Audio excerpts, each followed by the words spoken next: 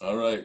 So welcome to the Royal LePAGE Performance Realty class number 1. I haven't even given this course a name. So maybe you guys can help me name the course at some point. But I've got you guys for the next 3 months, right? So you're in trouble.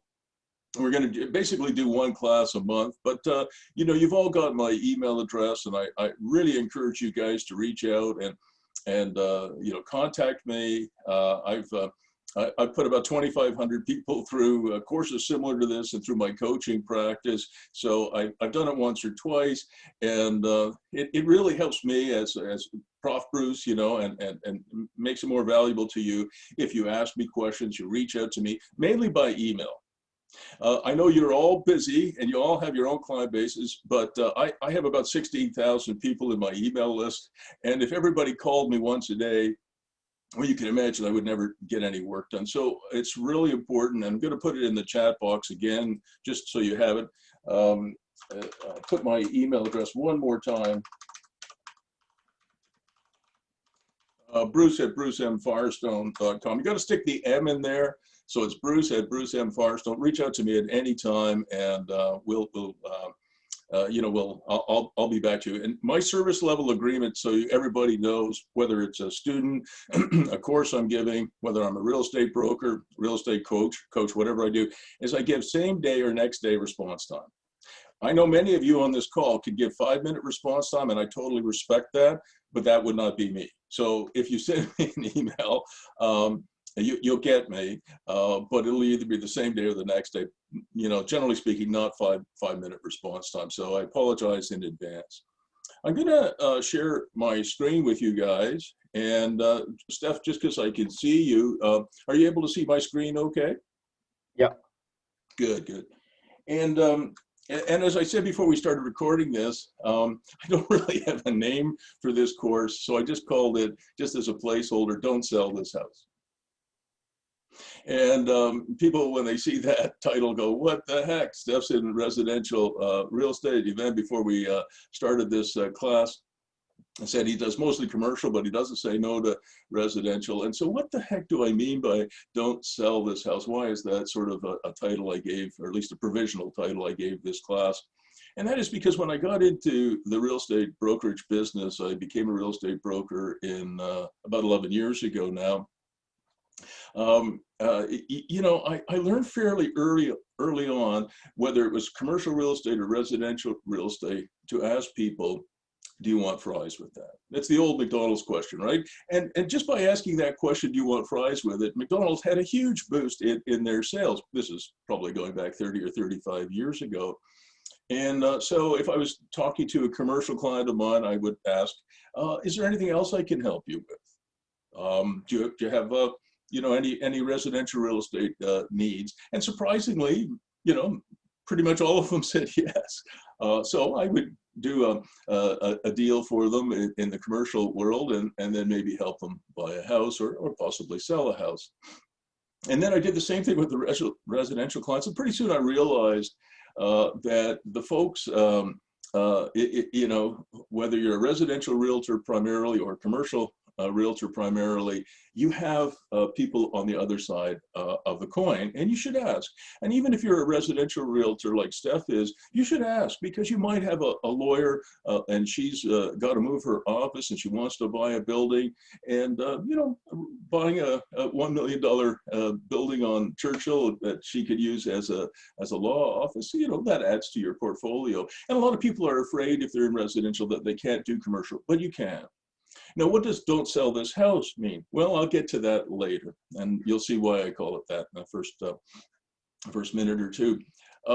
So the first slide here is a little bit of an introduction for me. Some of you know me and some don't, and so I thought I would introduce myself.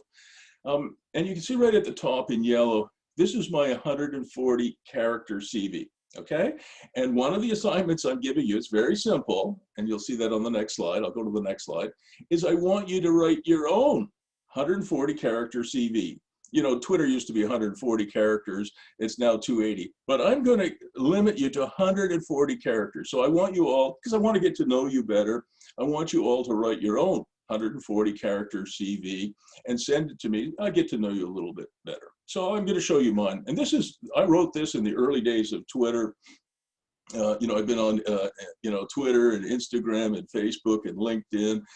There probably isn't, you know, social media that I haven't tried, but mostly I'm on Twitter, Facebook, LinkedIn, and Instagram, and big on YouTube. And as I mentioned just before we started recording, this session and all other sessions will be recorded by me, will be uploaded to YouTube, but it's unlisted. So the only people who can see it are you guys and me. You'll have the link and I'll have the link, but it's not public. So when I send you the link, you know, don't put it on your Twitter feed and don't put it on your blog. It's for you guys and it's for me as well.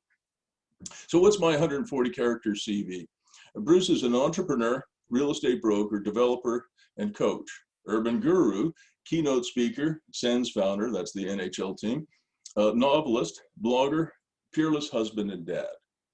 You never guess who wrote that, right? The last bit, peerless husband and dad, not my wife or my kids. I wrote that. But that sort of tells you what, you know, it's kind of my life in a nutshell. I like real estate. I like being an entrepreneur. We're all entrepreneurs. If you're a realtor, you're an entrepreneur. I've been a developer. I've built, I think, 2,000 homes in my career. I've built dozens of subdivisions, shopping plazas, office buildings. I built an arena for 22,000 people. It's called Canadian Tire Center. So, you know, I like real estate. I did a lot of work in urban planning and urban development. I do some keynote speeches, but I have to tell you guys, I only did one last year. Usually I do 8 or 10 a year, not that many anymore, but I only got to do one last year because of the pandemic. And I only have 2 addictions, you guys. One is to writing and the other is to my wife. And so I write learning outcome novels, and I think I sent everybody at least one of my handbooks, so hopefully you've had a chance to look at that. I do lots of blogging. So that's me in a nutshell.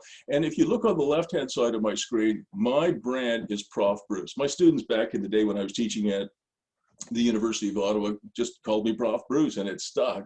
So my brand is Prof Bruce. My 140 character CV, you can see it on the screen there. And then underneath it is my tagline. Everybody knows what a tagline is, right? A tagline is, well, I'm going to ask James, can you unmute yourself for a second? James, what is Nike? Yeah, perfectly. James, what is Nike's tagline?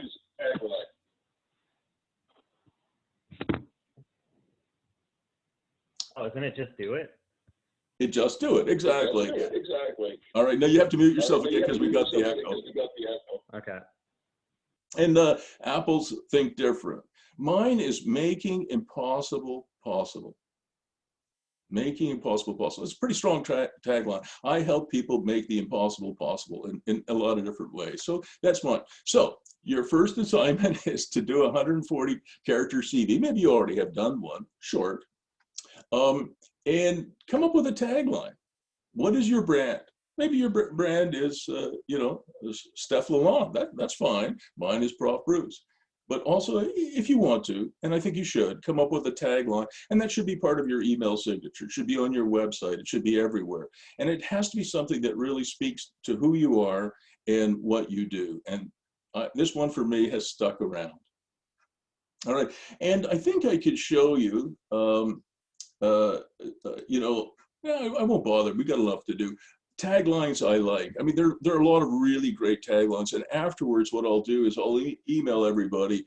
I have a blog article where I have probably 50 taglines that I like. It might help inspire you. So I won't go there now.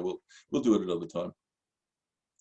And there's a third assignment I want you to do. So it is a little bit like going back to school, and some of you may not be too keen on doing long assignments, but they're not hard. I want you to try and do something else for me and for yourself. I want you to try and find your why. It's really important. I didn't come up with this. Clients, whether you're a real estate agent or you're whatever, you're working at Facebook, clients don't buy what you do or even how you do what you do. They buy why you do it. So if you don't know why you're a realtor or you're a real estate investor or both, it's pretty hard to convince other people to trust you. So find your why. And Mark Twain said it much better than I'll ever say it. The two most important days in your life are the day you are born and the day you find out why. That's pretty impactful, I think. The day you are born and the day you find out why. And I'm going to tell everybody on the call, I did not find my why until I was 61 years of age. That's too late. I hope most of you are younger than me. I'm 69, so really old. But I didn't find my why, and I didn't find it on my own either. I was getting ready to leave the University of Ottawa, where I was the entrepreneur in residence at the Telfer School of Management. And I remembered what my dad told me. He was Professor O.J. Firestone. He was a professor of economics, actually at the University of Ottawa as well. And before he passed away, my dad said to me, you know, you should really never retire. And I said, oh, okay, why, Dad? And he said, well, you might change what you do. You might change what you do over time, which I have, of course. But just to sit at home and watch TV all day is not good for a person. And I hate golf because I'm so bad at it. I'm not going to golf every day. So thinking about I was going to retire from the Telfer School of Management, I actually got myself a life coach. And she really, really helped me. And after about almost 4 months of coaching, she said, Bruce, you know, I think you'd be a good coach. And I said, oh, no, I don't think so. You know, I don't know anything about life coaching, and I probably wouldn't be very good at it. She said, no, no, no, I'm the life coach here. I think you'd be a good real estate investment and business coach. You know, you've done lots of different things in real estate. You have a PhD in something. You've been a teacher. You've been a developer. You've done a lot of different things. I think you'd be a good real estate investment and business coach. And I listened very carefully to what she said. And I said, ooh, I kind of like that.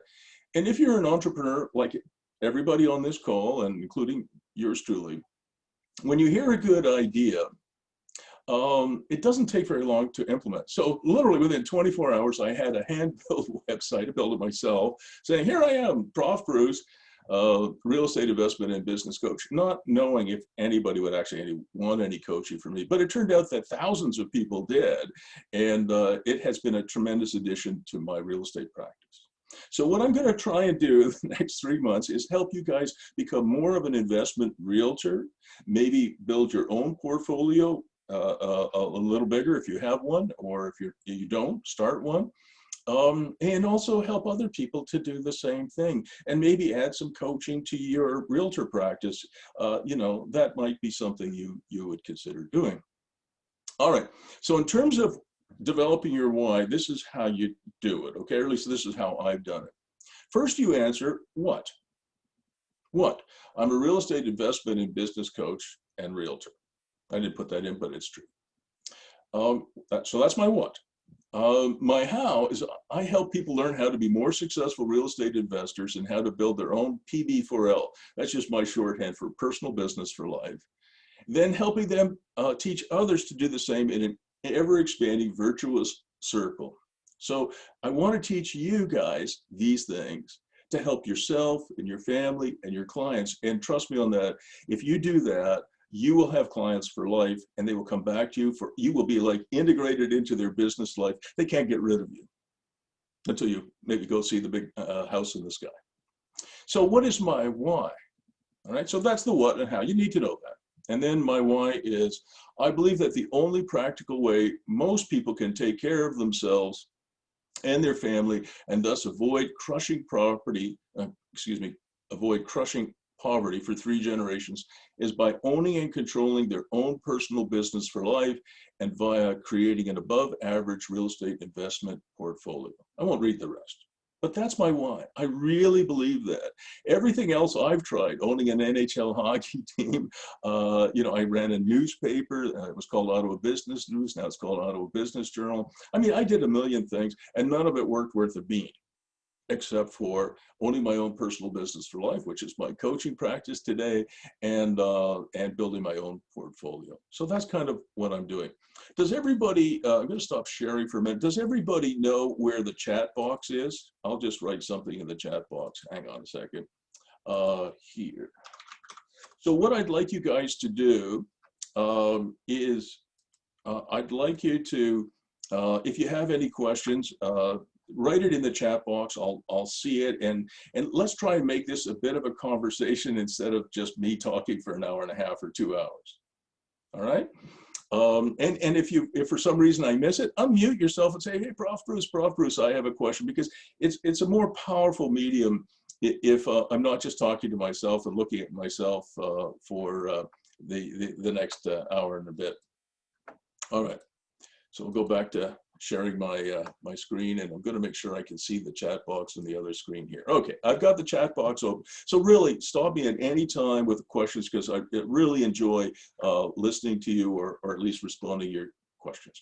So here's a form, and I'll email you this form too. It's very simple. So you've only got 3 assignments. One, your 140 character CV. What is your tagline? Create one if you don't already have one, and then try and figure out what your why is. Your what, I'm a, how I help with, and why I do what I do. I believe that. All right, so it's very, very, very simple stuff. So why did I get into coaching? I think you guys have a pretty good handle on it already, but you know, look at this poor lady here. She's 97 and homeless, and elder poverty rates are unbelievable. The fastest growing number of poor people in Canada and the United States are not single moms, which is a class by itself that has had lots of difficulties, but it's elders. There's lots of elder abuse. I bet you everybody on this call has seen that up front, up close and personal. A lot of wealth is not being passed on, it's being siphoned away. And the financial alternatives that most of us have been presented with, whether it's 401ks in the United States or RSPs or mutual funds, like I have an NHL pension that is performing at an abysmal level. So most of the financial alternatives to real estate have been terrible. At least that's been my experience. There's lots of people who will give you advice, you know, like financial planners and others, but much of it is not good advice. So one of the things I want you guys to be able to do, and I'm sure you can do it already, but maybe after this class and this course, you'll be in a position to give even better advice. And another reason is a lot of people don't realize that the average Canada pension plan payout last year was $690 a month. It's really hard to live on $690. It's a little better than the U.S. Social Security is about $1,200, but even that is hard to live on that amount of money. So the only things that have worked for me and my family, and almost all of my clients, probably all of them, is real estate and owning a personal business for life. All right, enough of that. I love this cartoon, and you know, because we're recording this session, you can show this to your clients. I just don't want you to post it on Facebook or something, right? It is not public. I don't want to make these sessions public, but you're welcome to show this to a client. You can say, look, you want to listen to 5 minutes of Prof Bruce? You can find out why we're doing what we're doing. Only about 20% of Canadians have a defined benefit pension plan. They all work for government. And I bet you nobody on this call, or probably nobody on this call, has a defined benefit pension plan. And in the United States, even fewer people have a defined benefit pension plan. So really, we have to provide for ourselves some other way. And as I said, it's probably by owning a personal business for life, and also having some real estate. I love this survey. I don't know if you've seen this. Bank of Montreal poll came out a few years ago. 34% of respondents said their retirement plan was to win the lottery. What that tells you, I hope, is that there is a huge number of people out there who need some education from you and to come up with a better plan than trying to win the lottery. All right.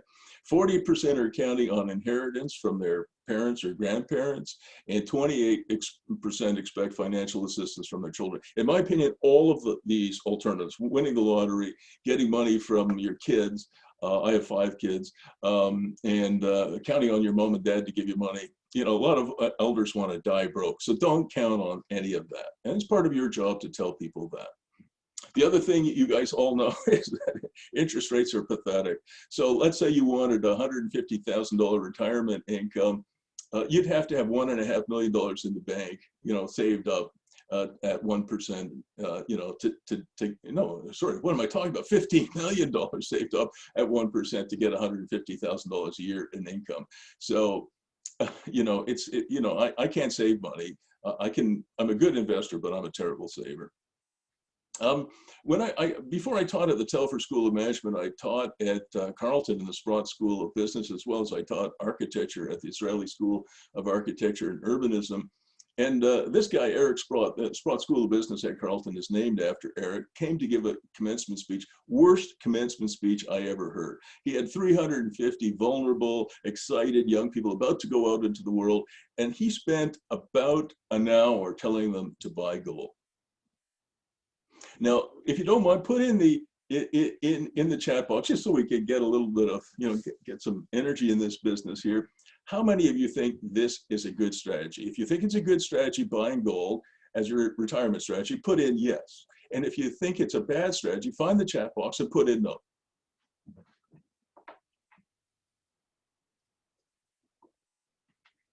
I should bribe you guys. Okay, James was first. Steph says no. Alain says no. Oh, come on, there's other people in the call. Oh, I got a yes. Oops, I'm in trouble now. Ivan said yes. Who else? Not as an retirement portfolio. Okay. Sane says no. All right, so mostly no's, but some yeses and some maybes. All right, I accept that. So he gave this speech in 2011. It was a terrible speech, in my opinion. And gold was trading on that day at $1,709 an ounce. And then I gave another keynote speech about this in 2014. So I checked the gold price on the day that I gave that speech. It was, I guess, 3 years later. It was trading at $1,200. And then I checked, I guess, a couple of days ago, and it's trading at $1,727. So between 2011 and 2021, in 10 years, it's gone up, what is that? Is that $18 or something like that? Yeah, I think it's gone up 18 bucks. So with all due respect to the people who think maybe it's a good idea, think about what real estate has done in Ottawa between 2011 and 2021. And of course, if you own some real estate, maybe you got a little bit of net operating income out of it, a little bit of cash flow, some mortgage pay down. So real estate has done a whole lot better than gold in so many ways. Anyway, that's my opinion. All right, let's move on.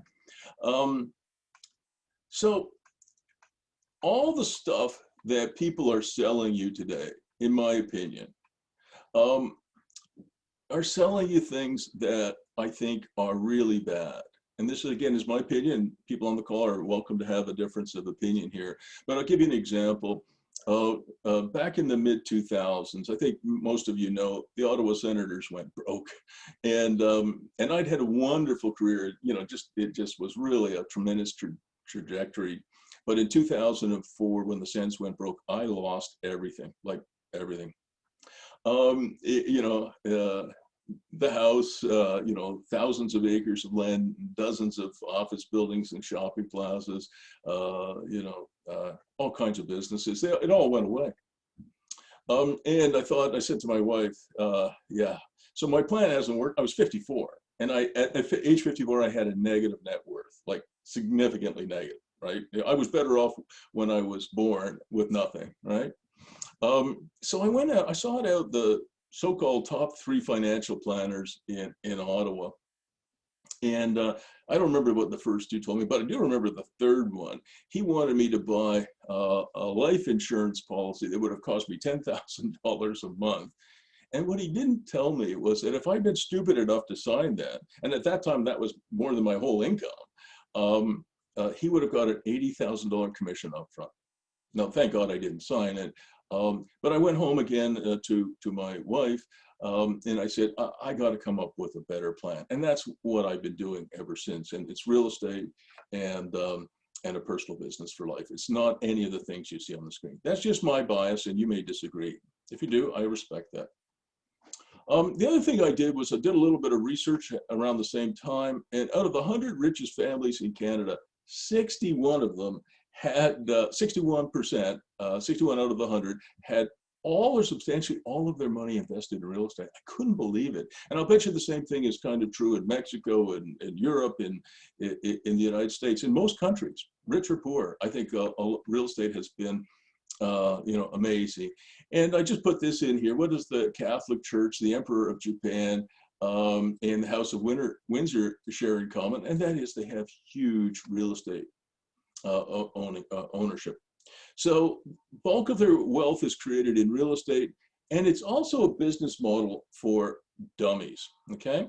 Think about this. If you own a triplex somewhere, no one else could have that triplex in that location. You own it. So you have like a concession or a franchise, and it doesn't matter whether it's a little plaza or a triplex. It's a business model for dummies. It's much more difficult to run a company like Alphabet, the parent company of Google, than it is to own a few triplexes or a few townhomes. So it's a business model for dummies. So what I'm going to talk to you guys about today and in the coming 2 months, so May and June, what am I? April and May, is becoming more of an investment realtor, training your clients to understand how to become expert investors, because that will really build your practice. And I want you to try and walk your talk too, which means do what I did. So back at age 54, like I said, I'm 69 now. So 15 years ago, I had nothing. In fact, I had less than nothing. I had to go back to what I knew best, which of course was real estate, and establish some kind of personal business for life. So for you to walk your talk means, in addition to having a realtor practice and helping folks, which I'm sure all of you do, maybe it's something that you could do for yourself as well, to have an above average performing real estate portfolio. And the stuff I'm going to teach you over the next 3 months will add hundreds of thousands of dollars to your practice. It will. I'm sure of it. I'm a living example of it. I'll put 2,500 people through this kind of material, and not all of them realtors. In fact, probably 8 or 9% are realtors, and the rest is just everybody else.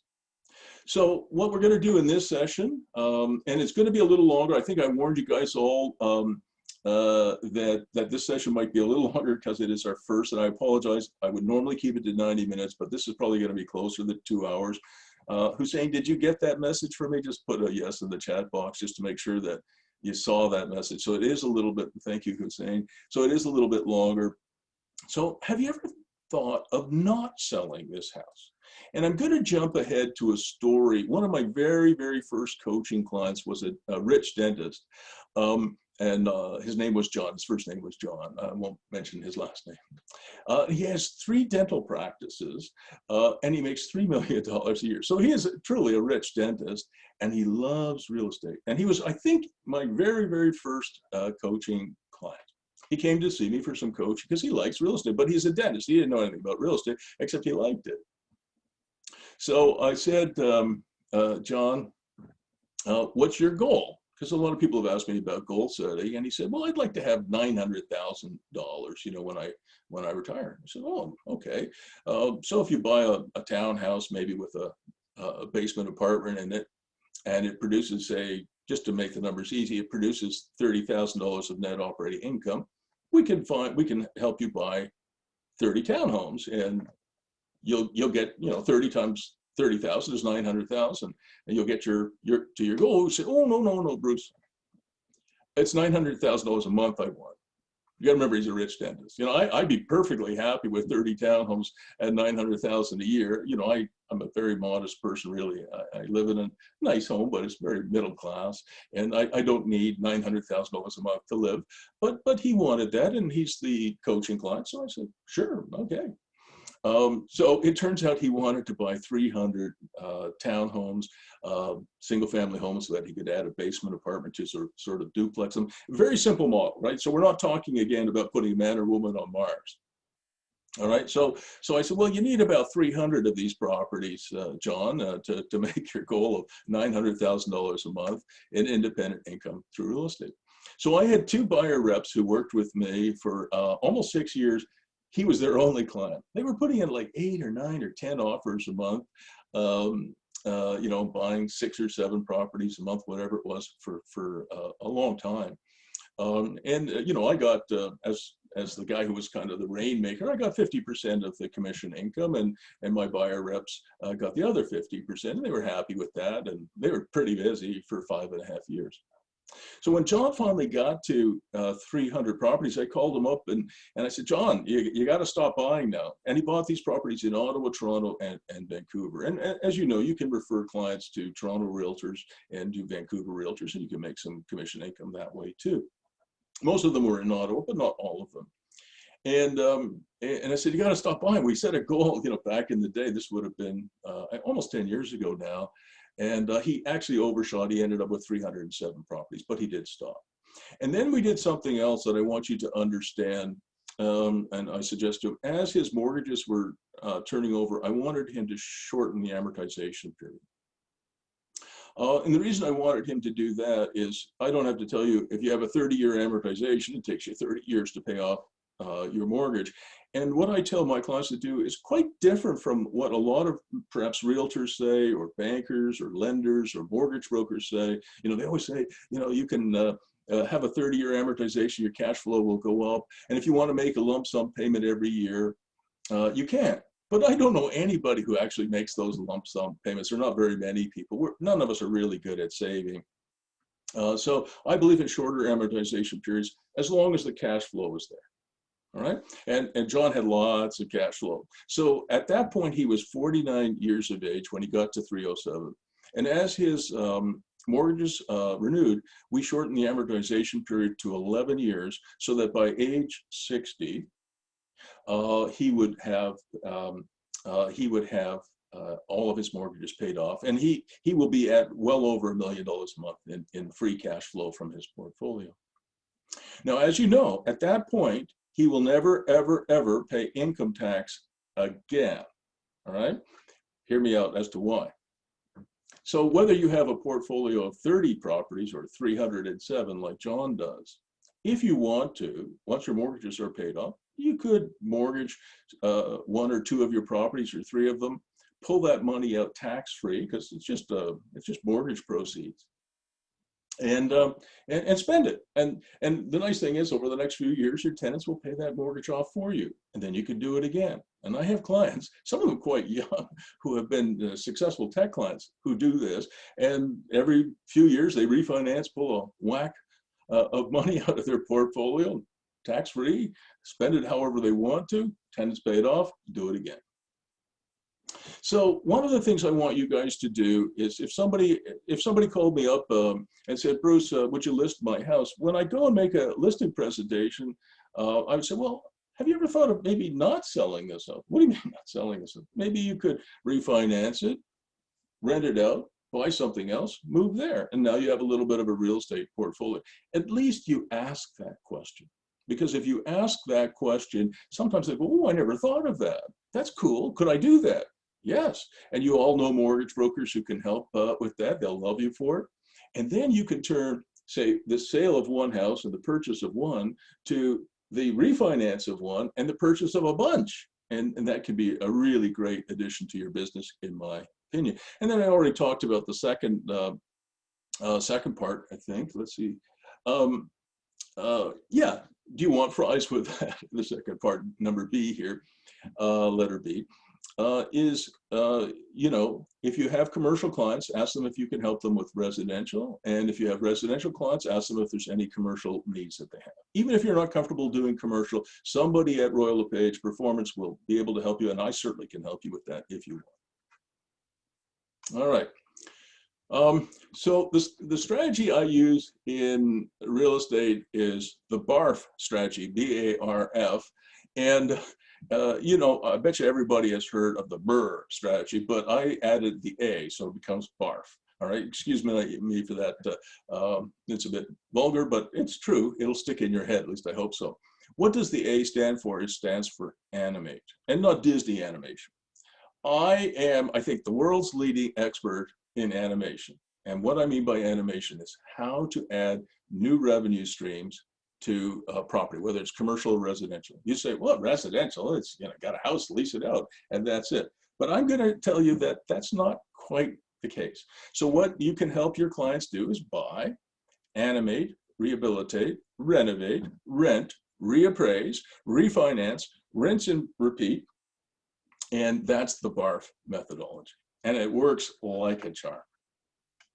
Now, I want to show you something that, oops, excuse me. Where did I think I screwed up here. I went backwards. I want to show you something else. This is probably too simple for most of the people on the call here, but I still want to establish a base from which over the next 3 months, we're going to be able to build off of it. So if it's a little bit too simple for you guys, I apologize in advance, but it's worthwhile. And if you ever show this video or parts of this video to any of your clients or maybe some of your staff, it might help them maybe more than you guys.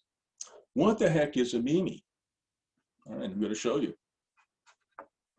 This is a Mimi. This is one of my daughters, and she's a beauty, and thank God she looks like her mom, not me. And she's a young mom with a beautiful little baby and a really nice husband.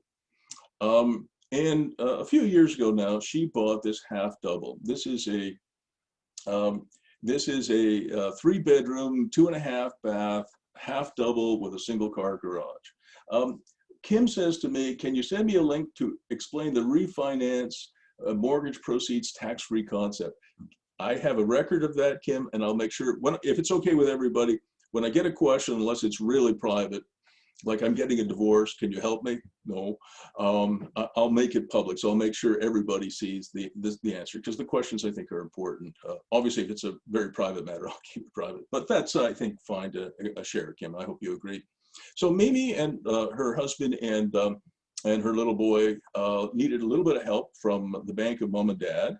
You know who that is, right? That would be me, to buy this 3-bedroom, 2.5 bath, single car garage, half double, not far from Bayshore Shopping Center in West End, Ottawa. But if you look at this, this path here, and then there's a little gravel path down here, you can sort of see that the ground slopes away. And so as we walked around the back of this building, these are pictures I took on the day that we went there. I saw, here we are at the back. I saw this door and this window, and I said to Mimi and Jeremy, and their little baby was with us, I said, this is the place you guys are going to buy. And I said, oh, why? I said, look at this. And it was an unfinished basement, but it had what's called a walkout condition. If everybody knows what a walkout condition is, that's what it is. It's literally a basement where you can walk out. And it was unfinished inside. Just in terms of investment property, here's some of the things that we look for. This is a property that's close to a beach. That's kind of cool. It's close to Farm Boy. Everybody seems to like Farm Boy shopping. It's not far from the Queensway Carleton Hospital. Why is that important? Queensway Carleton Hospital is a huge employment generator. And of course, you all know that just down the road now is if you can see my cursor moving around. Steph, can you see my cursor moving? Just put in yes, if you don't mind, in the chat box. If you can see my cursor, this is where D&D is, and there's going to be about 10,000 Canadian Armed Forces personnel over here, the Queensway Carleton. So if you were going to add a basement apartment or side yard apartment to a property, having 2 huge employment generators not far away is pretty important, 5 minutes by car. It's not far to downtown, so it's within the Greenbelt, which I like. So it's only about 17 minutes to downtown. It's walking distance, 10 minutes walking distance to Bayshore Shopping Center. That's pretty good. Thanks, Steph. Do most of you know what a walk score is? You can go online and you can get a walk score, I think, for just about any property in Canada or the United States. And I checked this one out. It came back pretty good, somewhat walkable, 63, decent transit score, and very bikeable. That's really important today because a lot of young people, not just Miriam and Jeremy, they like to walk places, you know, walk to the beach, walk to shopping, walk to employment if possible. So now we're on the inside of this building. So after Mimi bought this building with her husband and the baby, with a little help, like I said, from the bank of mom and dad, you know, now we're on the inside. So this is the renovation that was done. So here's the door and the window that we saw on the other side, a little cupboard. This is kind of the living room. The kitchen, you know, it's not particularly, exquisite, but secondhand appliances, that's all we could afford, but still looks decent. This is the bedroom. Notice how big the windows are because of the walkout condition and the slope, right? The windows are huge, so it doesn't really feel like a basement. And our first tenant, or Miriam's first tenant, loved green, so we painted that green.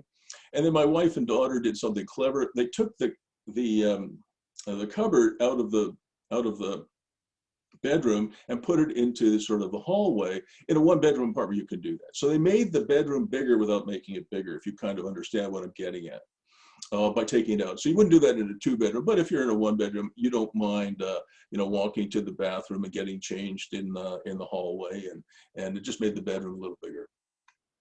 There's the bathroom we put in. We don't put in baths, generally speaking. Even if you have a baby, you can bathe the baby in a tub at the sink, which we did for our 5 kids. So, but it's a decent shower and bathroom. This is where the stairs to the upstairs used to go. So it's totally fire separated. It is a legal apartment. We took the stairs out and created a little bit more storage space. And it's very important in these kinds of things. And again, it might be too simple for you guys, you probably all know this stuff, to have your own washer and dryer. If you have your own ingress and egress, your own parking spot, your own little private patio outside, you have all the things that I've shown you here, you will get really significant rent for these apartments. And not just in Ottawa, but Austin, Texas. I coach people in Malibu, California, same sort of thing. Well, it doesn't matter where you are. Now, this is something that you may not know too much about, but we have, for the last, I think, 8 years, we have been putting lots of technology into our apartments. My wife and I, we have about 352 units that we manage and own, and all but 2 have tech packages in them, multimedia packages. It means that when a tenant moves into one of our buildings or one of my clients' buildings, because almost all of my clients do this now, everything is there. We have really good Wi-Fi, no dead spots. We use Google Mesh. We have HBO. We have large screen TVs that stay in the apartment everywhere. And when they move in, they have all the services that you see here. We also don't have, or we're getting rid of all of our keys. We're replacing them with Yale locks that are programmable from your phone. So if a tenant moves out or some other problem occurs and you have to change the access code, you can do it from your smartphone. You don't actually have to show up there. If somebody loses their key, so to speak, and they're a little bit inebriated on a Saturday night, you can just unlock the door for them without having to go out when it's -20 in Ottawa somewhere. So we use Nest thermostats, large screen TVs, really good speakers. We've got Amazon Music, or we've got Spotify in these buildings. And when I first started doing that, the tech package, and by the way, this is a big profit center for us. I, myself and my company, we started our own division called AdSmart Tech. And so we could add good technology in our buildings. And it was just for our own purposes. And yet now we're on the way to having probably 1,000 units that we manage through AdSmart Tech, their technology. It wasn't supposed to be a third-party company, but there's just so much demand for it that it turned out that it would be. And think about it from a tenant's point of view. The moment they walk into your building, everything works. And this was long before the pandemic. And imagine how important it has been, entertainment and work from home. So it's been a huge profit generator for us. And breaking news, guys, real estate is about making a little bit of money on a lot of different things. All right, so it's not, unfortunately, if you ask me how to get rich quick, I don't know that. So there you go. So these are the numbers back in 2017, so about 4 years ago. Today they'd be much, much different. But anyway, she bought the house for $345,000. She had some closing costs, all the numbers. Then she did some renovations. So she's in around $447,000, Mimi and her family, in this renovation. And I was disappointed, actually, when we got it appraised. It appraised at $430,000. This was back in 2017, so a little bit lower. So on her refinance, she didn't do as well as I expected. She wanted to pull out some money, and maybe buy some more, which I think is a good idea. So we didn't do as well as we probably should have, but that doesn't matter today, because now the building is appraised at $630,000 or $640,000, so $640,000. So it doesn't really matter. But back then we were about $17,000. You can see it here below what we thought it should be. So once she was there, she lived there for a while. She and her husband he got transferred to Calgary, so they moved to Calgary. So now this became a rental. And for those of you who have started reading some of the stuff that I write, I think you should treat your principal residence as if it was a rental. because one day it might be. And so let me show you what she gets now. She gets rent from the upstairs. She gets $145 for her tech package upstairs. Downstairs, she gets $0 because it was included in the rent from the downstairs. She has a storage shed that she rents at the back. There's 2 of them, one to the upstairs tenant, one to the downstairs. So she makes about $3,700 a month on this half double. It might be a little higher now. And her net operating income from that. So you guys all know what a net operating income is. If you don't mind, if you don't know what it is, just the people who don't know, put in "I don't know" in the chat box, just so I know who knows. I'm sure most of you know what cap rate is and what net operating income is, but if you don't, I'd like to know who doesn't know. Do you all know? I was hoping I'd find one person who didn't know. Nobody's willing to admit they don't know. Okay, so everybody knows what a cap rate is. Okay, good. So gross operating income is your total rent, and then you've got some OPEX, operating expenses against that, property taxes, insurance, maintenance, repairs, whatever else, your cost. And just as a rule of thumb, guys, if your gross operating income is this, about 34% of every dollar you collect in residential rents, and probably commercial too, goes out the window for OPEX. Nothing to do with your mortgage, right? This is just operating expenses. So almost probably a third, a little bit more than a third, go out the window for OPEX, and you're left with your net operating income. So Mimi's cap rate on this is 7%. That's her cap rate, or capitalization rate, which is really actually pretty good. You know, cap rates in Toronto are probably 3%, maybe 3.5%. In Vancouver, probably less than 3%. In Malibu, California, I happen to know, and in Long Beach, it's like 1.9%. So 7% is pretty good. And the way I want you to think about that is, if you found $447,000 of cash in your couch tonight, you're sitting there watching Netflix and you're a little uncomfortable, and you go, "Hey, honey, look, we got $447,000 in this couch," and you bought this property from Mimi, you would net 7%. Okay? If you put that $447,000 in your bank at, say, 1%, you would net $4,470. So guys, what's better, $31,000 a year or $4,470? So real estate pretty much outperforms the bank every day. So a client comes to you and says, "Steph, I would like some help. James, I'd like some help. Kim, I'd like some help with my retirement plan. I'd like to retire with $150,000. How many Mimis do you have to buy in order to do that?" Well, it's easy. You just take this $31,000 of net operating income, you divide it into 150,000, the answer is 4.8. Now, obviously, you can't buy 0.8 of a home, or at least not really simply, so you would want to have 5 Mimis. And when I talk to clients about this, so somebody invites me over, "Bruce, I'd like to sell my house here. It's a beautiful home. I can get $1 million for it."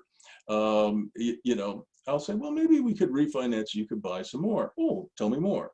"So maybe you could buy 5 Mimis, right?" So you know, if you have a $200,000 mortgage on a $500,000 house, you probably put a $700,000 mortgage on there. Take out $500,000 tax-free, and spend $100,000 on each house that you buy, each Mimi that you buy, and then over the next 15, 20, 25 years, however long it takes you, once you paid off those mortgages, you will have $150,000 or more in net operating income. That'll help your retirement. And if you remember that the average CPP was $690 last year, and I'm old enough, I get CPP, I think mine is like $690.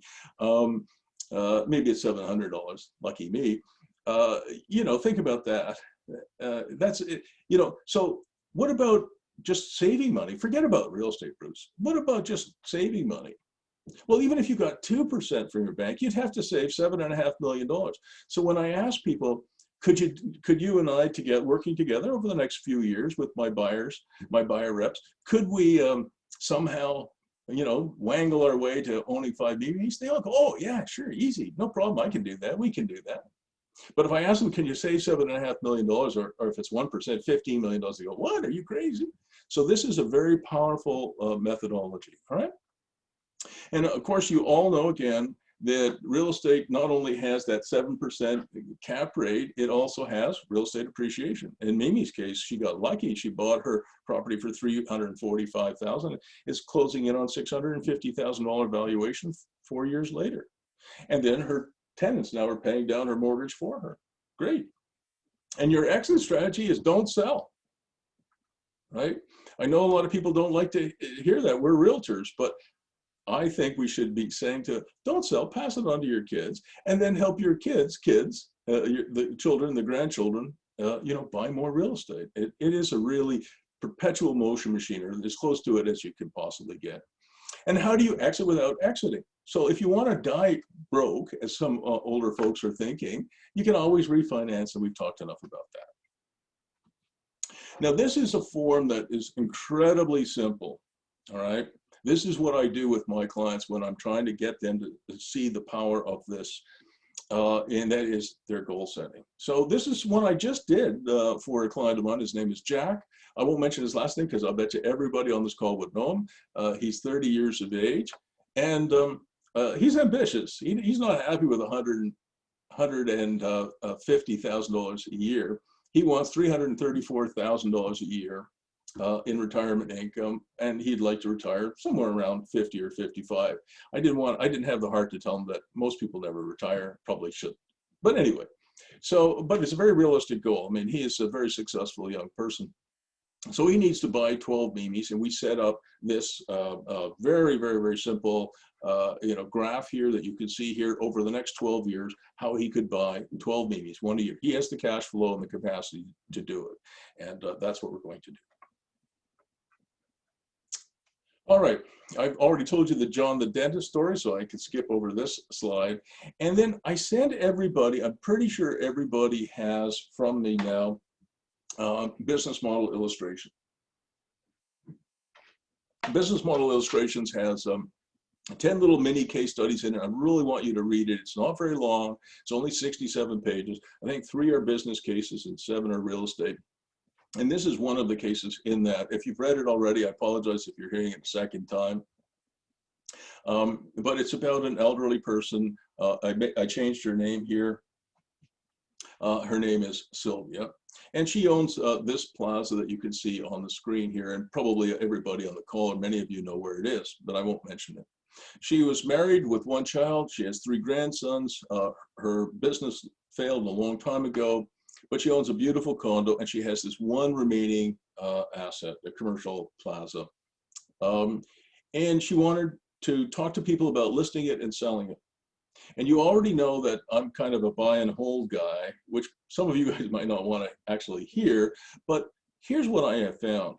I mean, when I do a presentation along the lines that I've been talking about, and somebody said, Bruce, I hear you, I want to sell. Now, I'm a realtor too, like you, and that means we have to provide service and the client service.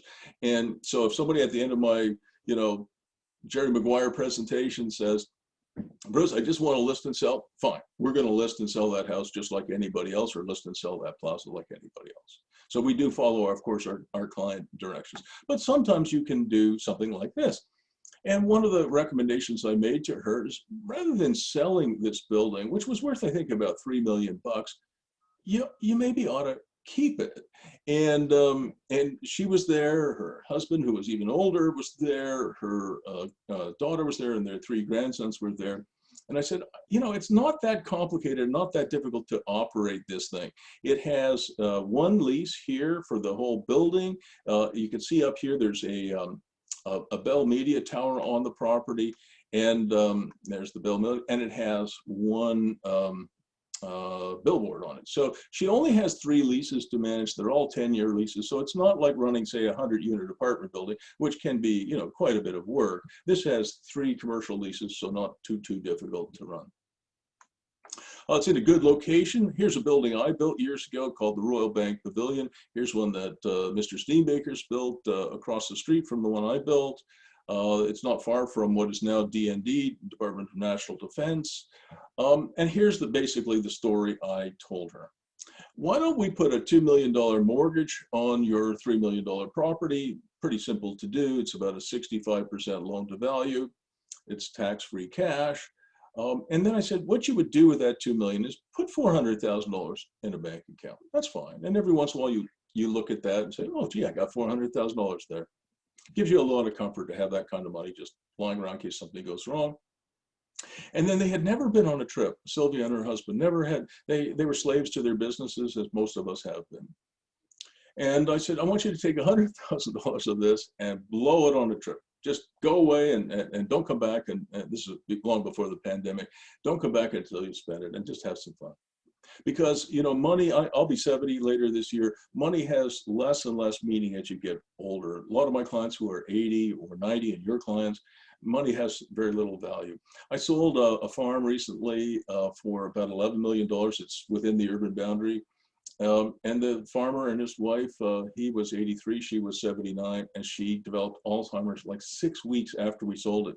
The $11 million, the only benefit they got out of that was my client bought a nice car. That was it. But she was in a home within a couple of months.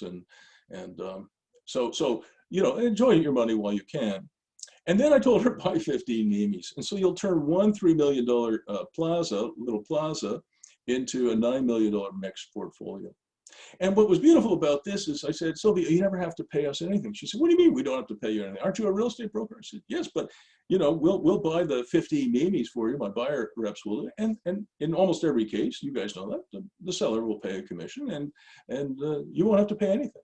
Oh, she thought, that's great. All right, enough of that. So you sort of get where I'm coming from. I won't go through that. All right. So how are we doing? Does anybody want to unmute themselves and just give me some feedback while I drink some more water? Don't be shy, okay, guys? I'm going to have to pick on somebody. Let's see who I can pick on. Oh, Maz is there. Maz, can you unmute yourself?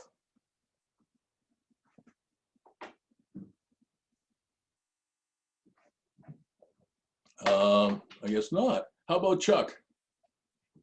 Chuck, can you unmute yourself?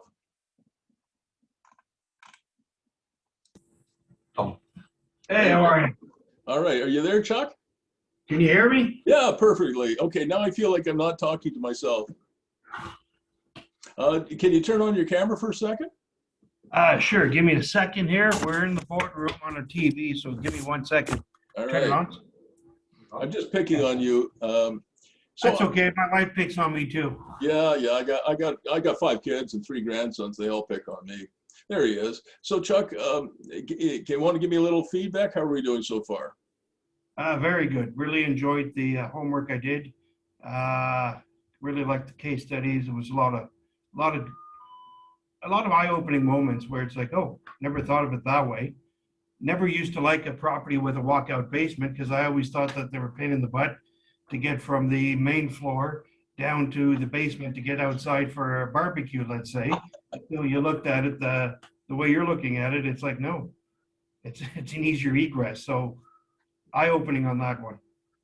Well, thank you for that, Chuck. I mean, it really helps me, you know, to see you and to interact. You know, if one day we're allowed to get back together again and get into a classroom, you know, I like Zoom, but one of the great things about being in a classroom, you know, I taught for 20 years, is that the students start to interact with each other, not just with me. And I really appreciate the feedback. So if you don't mind, mute yourself again, but keep the camera on. It just gives me company. Oh, okay then. Thank you. And I really appreciate that. That's really great. Everybody, you can clap in the chat box. Oh, Steph, you're turning on your camera. Thank you. Really appreciate this. Now, I got to tell you, I am the world leading expert in animation. I am, but I'm probably the only person who's doing it as a real science. So it's like being the best hockey player in Ecuador. I'm giving myself a compliment. Holy smokes, look at this. I'm not going to read the whole thing, but animation, as I said earlier, is about finding or adding new revenues to existing property or new builds. And I already talked about one simple way to do that, which is adding tech packages and multimedia packages. You can make money doing that. Another one of my favorites is B on the screen here is adding micro suites. These are tiny studio apartments. You can have a house and you have a 200 square foot bedroom. I've done this in many of the properties we own. You can turn that into an independent micro suite and it adds tremendously, thanks Kim, to your income. You can add micro suites to commercial property, believe it or not. On almost all the industrial property I own, I have a micro suite that I add, a residential micro suite I add, where I can install a caretaker, and again, that adds value. Something else that I am like hugely keen on is adding backyard workshops.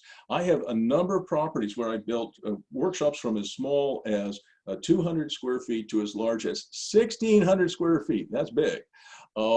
Because everybody today, even before the pandemic and hugely since the pandemic whacked us, has some kind of a side hustle. And I've got, for example, I got one property where I've rented the house to a young woman with 3 kids. She's on her own, beautiful young woman.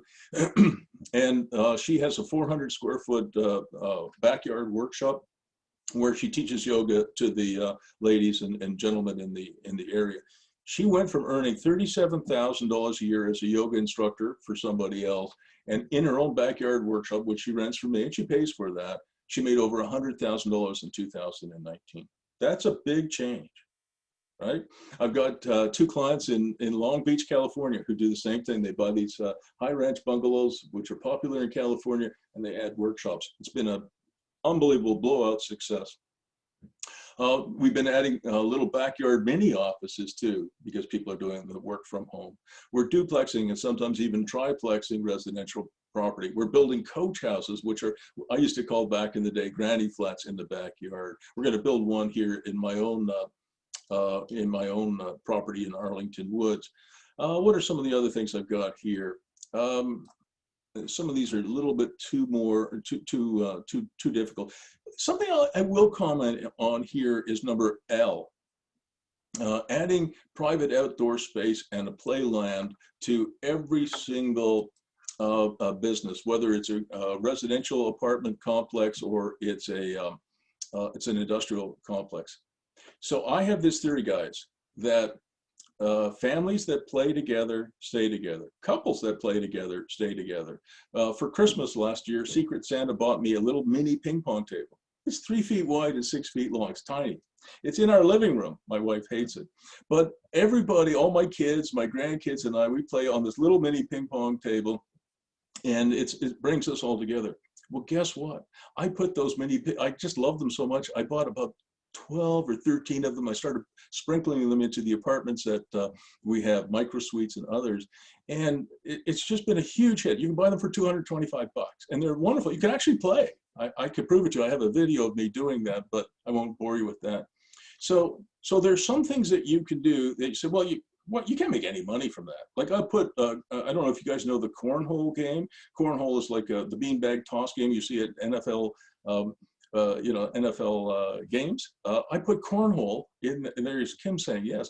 I put cornhole games in our backyard of our rental apartments, and everybody goes out there, has a beer, has a glass of wine, and I can play cornhole, believe it or not, with my 96-year-old mother-in-law. She still runs her family. We just put corn right over the thing, so she just has to drop the beanbag there, and then the little kids, my grandsons, have to be a little further back, and then everybody else is further back.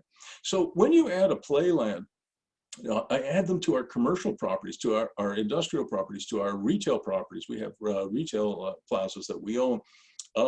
It's amazing what happens. Tenants that play together stay together, and they stay longer. And one of the keys to profitability in our business is not having to replace all of our tenants. Imagine if you had 352 commercial and residential tenants, and you had to replace all of them every year. You can encourage people to stay for 3 years or 5 or 7. That really helps. So playland is an animation, even though it's not directly, say, a moneymaker, but it is indirectly a moneymaker. So enough on, you get the concept of animation. And as we go ahead and you read more of my stuff, like I said, I've only got 2 addictions. One is to writing and one is to my wife. You'll see a lot of different things. Why is animation important? Again, I'm not going to read this slide. It's got way too many words. But all of you know Rich Dad, Poor Dad, Robert Kiyosaki. He says that your principal residence is a liability, and a rental apartment or rental property is an asset. I don't agree with that. And that's like heresy. When you don't agree with Robert Kiyosaki and you're talking to a bunch of realtors, you know, if you could, you'd probably hang me in effigy. But I don't agree with that. I think you should treat your principal residence as if it was a rental. So in Mimi's case, as you recall, she added a basement apartment. In my little house here in Arlington Woods, I have a studio apartment in the basement. It's a beautiful little micro suite. Unfortunately, I don't make any money from it.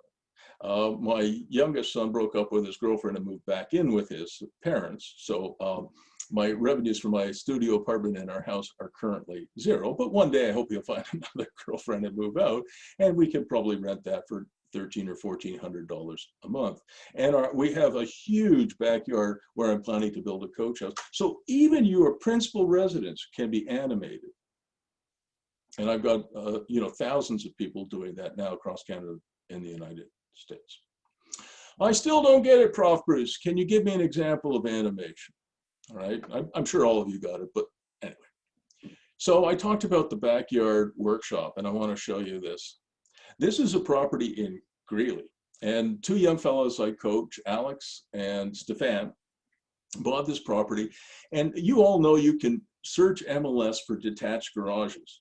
I'll give you a little bit of a clue so you can help your clients really big time. If you just use that filter, and you'll see oodles of property, or at least you did before the pandemic hit, oodles of property that have detached garages like this. And you notice it's got two garage doors at the front, a man door or person door over here, and a smaller overhead door here. So my clients bought this property, which you'll see on the next slide. Here it is. So here's the animations we did for this property in Greeley. It has a 1-bedroom apartment down here, a 4-bedroom apartment on the 2nd floor, a 350 square foot co-working space that's leased out separately, and a workshop. And the thing has been you know, occupied from the day that they bought it. So think about this. The realtor who sold my clients this, I have a buyer reps, as you know, who represented Alex and Stefan, said, oh, you get $2,000 easy for this property. Now I'm going to make you guys do a little bit of work again. Put in the chat box for me what you think their income is from this today. Come on, help me out here. Just guess.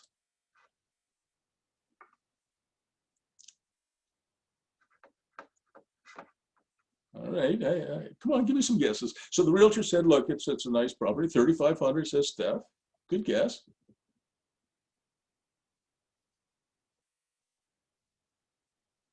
Oh, 4,700. Do I hear 5,000? Give me 5,000. Come on, guys, help me out here. Okay, we got some people who are a little shy, but that's all right. Okay, so let's go back. Just want to make sure I've got that. And I'll share my screen again. Okay, good. And I want to put the chat box up in case I got any more guesses. They make $7,000 a month from this property. It's ridiculous. That's an animation. And it's life-changing, guys. It's life-changing for you if you do this for yourselves and your families. And you remember my net worth at age 54 was minus $1.7 million. My net worth today is significantly positive, okay? So if an old dude like me in 15 years can do this, you know, we got some young people here on the call, they can do it too, and you can help all your clients do that. You help your clients do this, they'll love you, and they'll have lots of friends who will love you. They'll all come to you for advice. Anyway, so enough of that. So what is a cap rate? You all know what a cap rate is. And I'm not going to go through this in detail, because what I'll send you afterwards too is I have lots and lots of video trainings. Again, it's not for public consumption, but I have a video training on how to find a cap rate. It's about 28 or 29 minutes long, so it's not an hour and a half. And it shows 3 splintered crescent, which is Mimi's place, how to analyze a cap rate. And I'm sure you know it, but I'd ask you to do the 28-minute video training anyway, just to make sure you refresh your memory. And again, these videos you can share with your clients, okay, as long as they don't post them anywhere, right? And you can say, hey, listen, this is what I'm going to teach you to do. This is what I know how to do. This is what you're going to know how to do. And don't be afraid of sharing information with your clients. The more information, at least I found, that you share with the clients, you know, if you put your clients first, you'll always have clients. I know you all know that. All right. I'm not going to show you this, but you can go on. I'll send you the link after this and you go on. Because of my sports background, I coach quite a few athletes from the National Hockey League and the National Football League. I don't have any MLB, Major League Baseball players, and I don't have any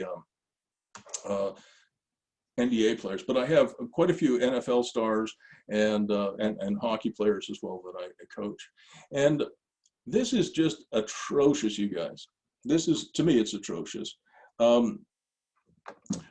Evander Kane went bankrupt before he finished his career. Sports Illustrated estimated that 80% of former football players, NFL football players, go broke within 3 years of leaving the league. See, they all have these hangers on, and there was a show on TV, I think, called Entourage. They all have these entourages, and they spend money like it's going out of style, and then the money stops and the spending continues, and within 3 years, 80% of NFL players, and I think it's about half of National Hockey League players.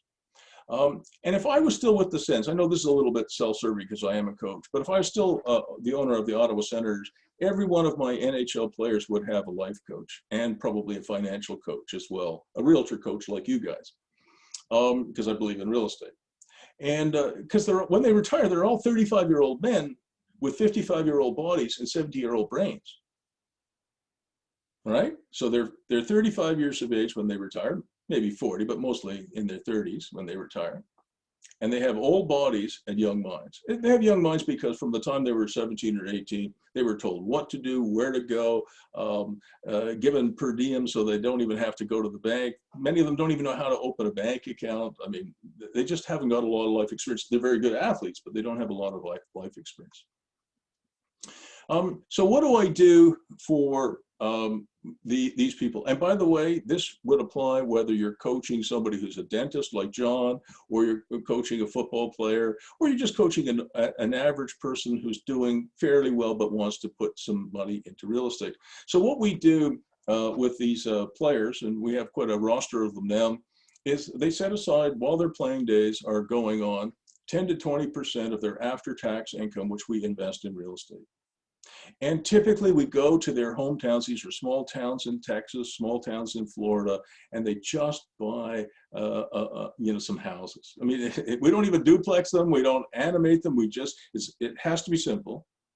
They just buy a single family home that they pay cash for. They don't even have a mortgage because they have a lot of money. And we put it in their names. We do not put it in a corporate name. We do not put it in their wife's name or the girlfriend. We put it in their personal name. So if your name is Bill Smith, you own that property in your name. Nobody can pledge that, sell it, remortgage it, refinance it, do anything with it. That's it. So what we do with these guys is we put together a portfolio, very simple, and some of them have 100 homes that they own, some of them have a couple of hundred, some of them have 50, and these are not expensive properties. Many of them are around 200,000 in the United States, in the states that where we're operating this coaching practice. And but if they have 50 of them and they're 200,000, it's a $10 million portfolio with no debt against it. And from that, they don't make that much money. If 50 homes, maybe they rent for $1,000. So it's $50,000 a month, which works out to $600,000 a year. So for somebody who's making, one of my linemen in the NFL makes $13 million US a year. So he thinks $600,000 is nothing, but it's in his name. He's got 50 of these homes in his hometown. He's giving back to his hometown. And if everything else goes to hell in a handbasket, excuse my language, but everything else goes away, he'll have 50 homes and $600,000 a year in income for life. And that's better than going broke. And so I go to some when it was possible, I would go to some NFL camps and some NHL camps, and you know, I would do my thing like I'm doing now, but I would do it live. I have to tell you, for athletes, doing it live is a lot better than doing it over Zoom. Because if I was doing it over Zoom, and like all you nice people, they would be asleep by now, because they work really hard, and there you go. All right, let's see, we'll skip on to a few other things. All right, now we're going to look at this. I haven't had anybody do this yet, but I wanted to, these are my chicken scratching. So you remember I'm a civil engineer, not an architect, certainly no designer at all. But I'm just dying for somebody who's willing to try it, to do a door hanger that says, don't sell this house, and put it into some kind of neighborhood. And in other words, somehow take all the stuff that we've talked about today and put it on a door hanger and put out 5,000 of them. Don't sell your house. You know, I get a lot of inbound calls because, you know, I have about 120,000 readers on my 2 blogs. So people are calling me for coaching, and I don't do a lot of cold calling, but I get lots of inbound questions and emails and texts and whatever else, you know, but you know, if I didn't have enough to do, you know, I'd be tempted to do something like this and go to a neighborhood I like, Arlington Woods maybe, and put this a door hanger there. And I won't, this is just stuff that I've been writing, but I'm sure you guys could do a much better job. Again, I want you all to remember from this lecture that I'm giving you today, every residential realtor, and I know we got lots, have commercial clients, they just haven't asked the question, right? So even if you're just doing residential, ask the question, and then if somebody says, look, would you help me buy a place for my law office or my dental practice? Say, yes, I'll bring in a commercial realtor, and there's no reason why you can't get 25 to 50% referral fee for that, and learn too if you want. You don't have to do the work if you don't want, you just refer it over. But if you're going to do some work on the file, take 50% of the commission and learn the commercial side of this. If you're doing mostly commercial, you can learn the residential side. Now, if somebody asked me to sell a house for them, I would refer that on. I would be the worst realtor to sell somebody's house. I'm no good at that. I don't have a lot of patience with, you know, the home buyer comes in and says, oh, I love the house, but I hate green granite. You know, I would say, well, you don't like green granite, replace the counters and put in black. Or you got black and you don't like black, put in green. Well, you know, that's not the right way to sell a house. So don't ask me to help you with any home sales, but I'd be happy to help if you wanted to reach back to me at any time for some commercial work. And if you didn't want to do the door hanger thing, I thought about doing some lawn signs, you know, planting them at various corners. Don't sell this house. It'd be a lot cheaper than, you know, door hangers. So you could put some, you know, I'm not saying anybody, you know, should do it because nobody has done it yet, at least that I know of. But I'm dying for somebody to give it a shot. Something else I teach a lot of is how can I create my own clients? I've been doing this for a long time. I just didn't know it, but I understand it better now. And I wanted to show you a model.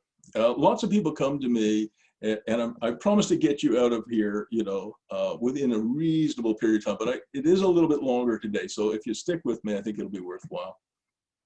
I don't teach people how to flip houses. Everybody I know who comes to me and says, will you help teach me to flip houses, they fail. Everybody flips until they flop.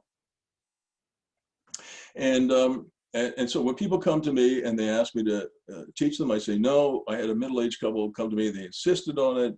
I said I could not help them with it. So they went to another person who taught them how to flip houses. And 2 years later, they came back, they were bankrupt. And they now have to restart, and they're learning from me how to do that. But they're about the same age I was when the Sens went broke. So, you know, tough situation. You know, you don't want to be 54 restarting, and they might be closer to 60. But there is a model that works without being a flip. It's called the makeover model. And you can see, you know, here's a big fat Santa on the left, and here's muscly and, you know, Schwarzenegger Santa on the right. So everyone who flips houses flip until they flop.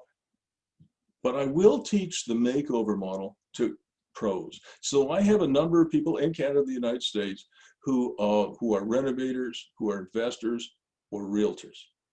These people are insiders, and I'll teach them the makeover model if they're interested in that. A flip is like putting lipstick on a pig, but it's still a pig. I don't believe in flipping. A makeover is different. Now that you guys are experts in animation, right? Everybody, thumbs up here. You're experts in animation. Thank you. You know, this is a very powerful way to make some money if you want.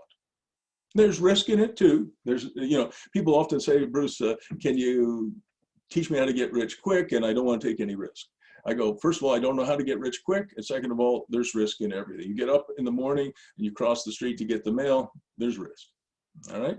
But if you know something about how to buy real estate, you know, if, you know, buy smart, and you know something about animation, adding a micro suite to the house, an in-home apartment, coach house. Yvan says he's going to put a coach house in his backyard. Now maybe a workshop in the backyard, a little bit of storage, adding the tech package, other animations. Then you can learn to make money through the makeover model. So this is a micro suite. You know, we built, I don't know how many, it would be dozens of them now.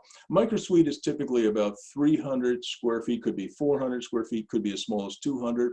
And the University of British Columbia, believe it or not, has built them as small as 145 square feet.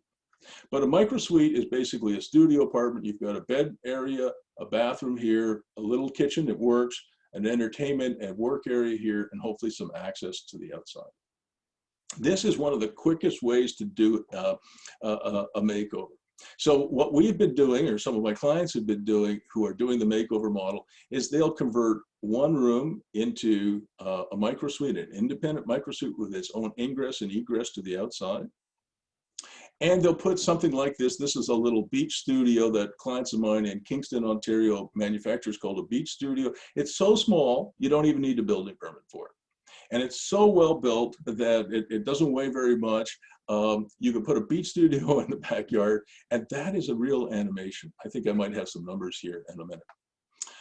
So animation, it's like, you know, the Frankenstein guy, only this is a nice Frankenstein. So I'm just going to skip through. So adding a micro suite to a property is a way to really boost the cap rate on the property. And even before the pandemic, roommates were not really popular. So yeah, some of the basement renovations that we used to do would be to put a 2-bedroom apartment in the basement.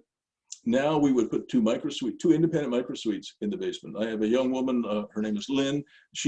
This is her deal. That's what she does.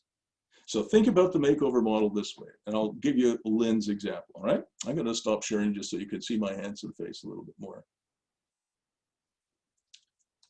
All right, so what Lynn does is she'll buy a property and say there's an independent access from the outside to the basement. You come down, so you go in that door, you come down.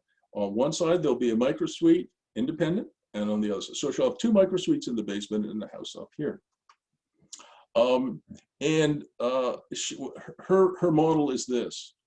If she does 4 of them, she'll sell 2 of them and keep 2 of them. The sale of those 2 is her cash engine, because she makes real money doing this. Like, it's not the way she does it. She's very good at it and pays a lot of attention to detail. And so she can put 2 micro suites into the basement for $80,000, and she can generally get about $100,000 to $120,000 lift on it. Because the difference between a makeover and a flip is a flip, you go and you put some paint on the wall and you hope somebody will give you an extra 50 grand for cleaning it up. That to me is something that's not going to work long-term or short-term, in my opinion. The stuff that you see on HGTV, that's all BS, in my opinion. But what Lynn does is she adds real value, for example, putting 2 micro suites there. So a young couple could come along. The last one she sold was to an RCMP officer. He put 1 micro suite was for his oldest daughter who came back with the baby, and the other one he has got a rental. And so she's making anywhere from $80,000 to $120,000 on every makeover. And she's also a realtor. So I want you to think about it, how this works. She's doing 4 a year, okay? 2 she keeps, 2 she sells. So she's getting a real estate commission as her own buyer rep. She's a young woman, she can do it. She's like 35 or 40 years of age, not 40, I don't think yet. And so she does her own buyer rep, so she gets a commission for that. And then she fixes it up. She has her own contractors. These guys, they're doing 4 years, so that's just like a machine. They go in there. It doesn't take them very long, and they do get building permits, so it's legal stuff, not illegal. And then she turns around and gets a selling commission from it. So she makes a little bit of realtor income. That's creating her own client, and she's producing enough cash that she can keep 2 of them. When she started, she had to sell 3 and keep 1. But now she's at the point where her cash flow is so good that she can keep 2 out of every 4 that she does. You can imagine how fast she can build her portfolio. She's building her real estate practice as well, her realtor income, and she's building her wealth at the same time. So once you know a little bit about animation, now you have a hell of a story to tell people. Hey, come and buy this house. You can live for free. You know, you got 2 micro suites in the basement, maybe a workshop in the backyard, or one of those little mini offices. And just to give you a sense of the mini office, we buy those from that company in Kingston. Oh my gosh, I can't remember the name right now. Ferris. We buy it from Ferris. We pay $11,000 for them. We plunk them in the backyard, and we rent them for between $575 and $595 in Ottawa a month, and we supply them with a tech package for another $115. So we're getting close to $700 on an $11,000 investment, plus a little bit more for various things. Think about that. Think about the cap rate on that. I don't even know what it is, but it's pretty high. So let's say we get 650 times 12. That means we get $7,800 a year from that little mini office in the backyard. Take off 34%, you know, for operating expenses. You're at about $5,150. And we bought the damn things for $11,000. And there's a little bit of other stuff we have frigging around we have to do. So it's about $13,000.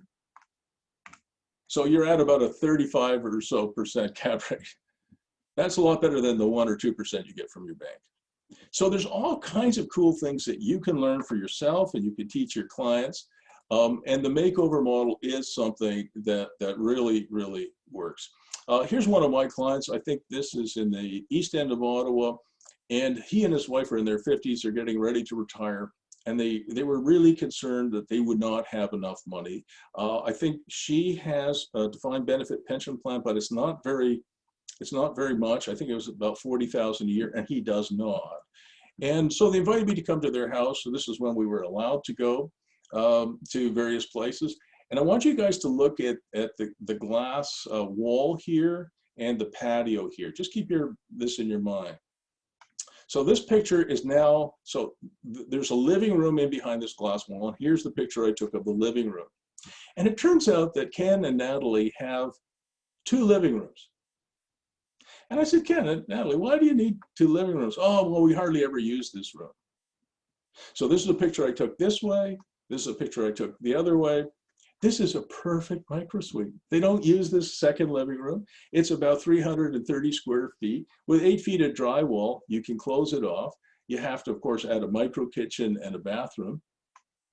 There's Ken reflected in the light, and there's me reflected in the screen as well, taking pictures. So this is the door from the patio, and here's the patio. So you have a micro suite potentially. You have its own little private entrance. You have a little bit of area. You can go out there and have a glass of wine at night. And I just want to show you, I don't know if I have it here. I may not, but I know the numbers. Oh yeah, here it is. So this one Ken and Natalie did, and they got a 23.5% cap rate on it. That's pretty good. And it added about $10,000 a year to their retirement income, right? Which is not bad.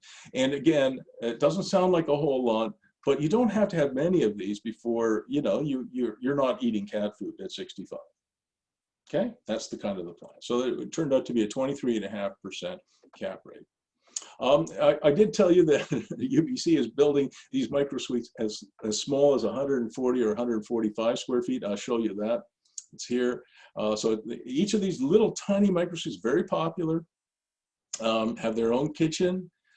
Here's a bed that turns into a desk that turns into a bed. It has a full bathroom, shower, and it works. And here's the floor plan, 140 or 145 square feet. Come in here, closet, storage, you know, bathroom, bed that turns into a desk, desk that turns into a bed. So when people say, oh, no, no, you can't do it, I don't have enough space. Yeah, you do. So let me just, I'll get out of this for now, and I'll just see if there's one other thing. This will be the last thing I think we'll do today. You know, I got 172 slides here. We're not going to do them all today, but this one I should show you because it builds off of something else I talked about. So you remember this, this property I showed you in Greeley? The 1-bedroom apartment here, the 4-bedroom here, the co-working space here. It's called, we call it a office. That's a term I borrowed from my Swedish friends. Office is just home office, but it's fully rented. I taught in Stockholm, in case you're wondering. So I spent quite a bit of time in Sweden. I love the country. So anyway, here is Stefan and Alex. I mentioned them before. This is one of my realtors, Simon. He now works with Royal LePAGE Performance Realty. And his buddy there, Nick Cripps, is with Royal LePAGE Performance as well. So anyway, here's Alex. Sorry, Alex is here and Stefan is here. So this property that I showed you earlier is about 1.6 acres. And this is a humongous additional workshop that they just finished building. Here's Alex as he was building it. You can see it has a entrance at one side and entrance at the other side. So if you wanted, you could divide it into two. You could have 2 tenants, right? Each with their own person door and overhead door. Here's what it looks like finished. Here's what it looks like insulated and ready to go, right? So that is a big animation.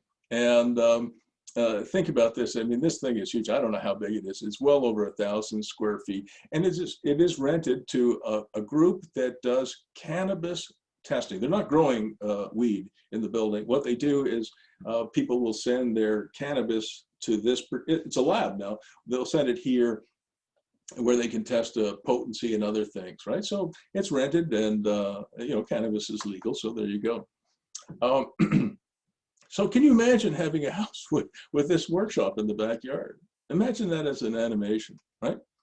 And then I suggested they were going to do this last year, and they might do it this year, but it might be next year.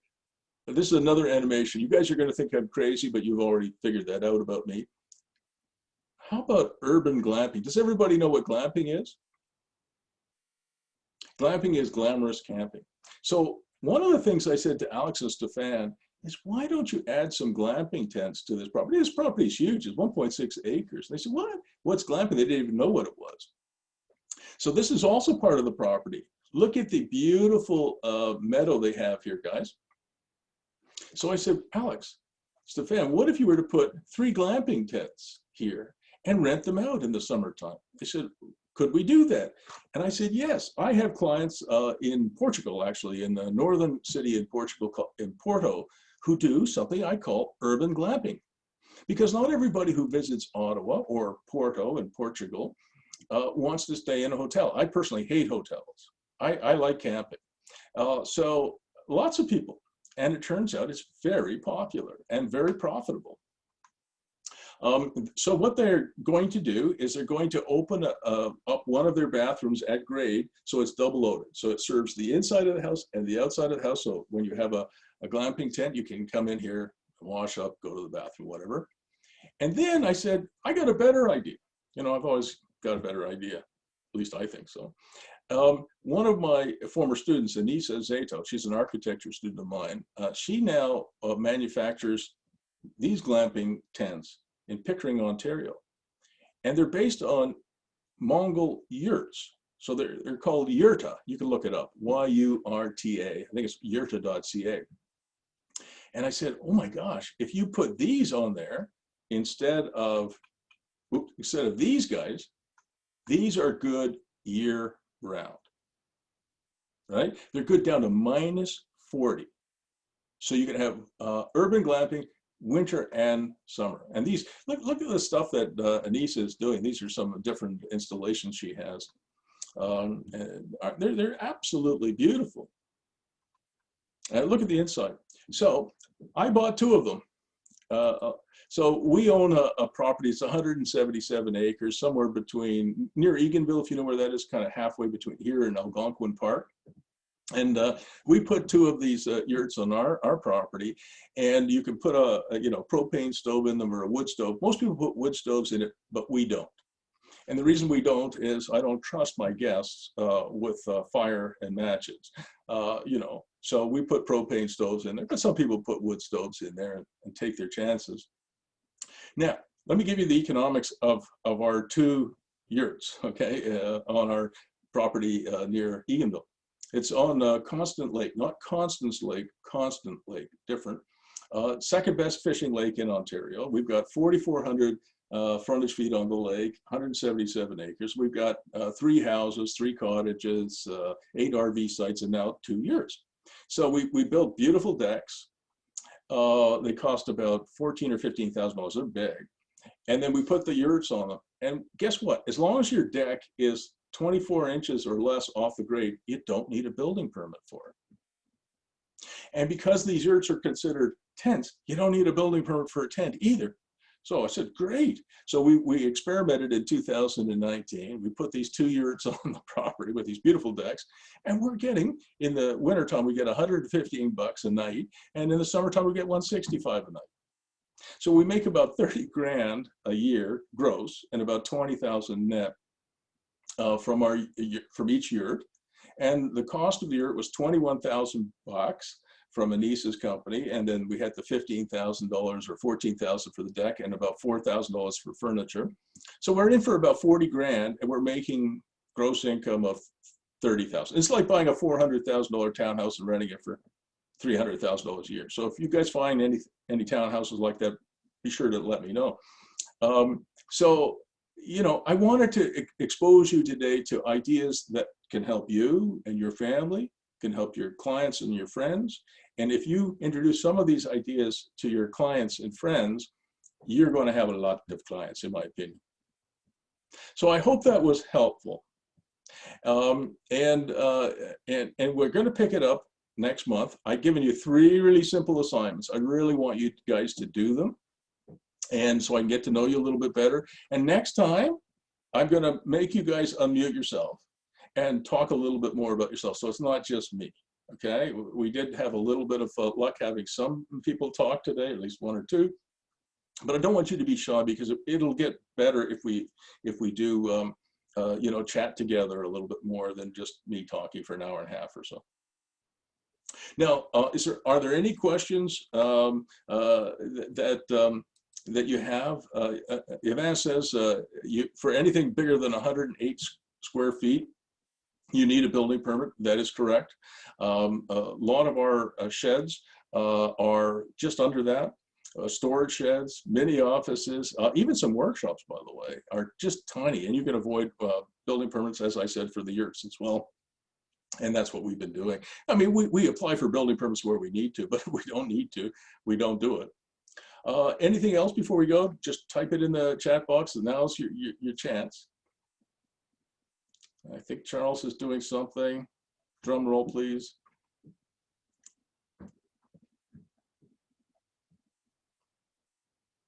Charles said a thank you. I want to thank everybody for joining me today. As I said, watch your email. I'll be sending you some stuff, and you'll get the link to the replay. See you guys.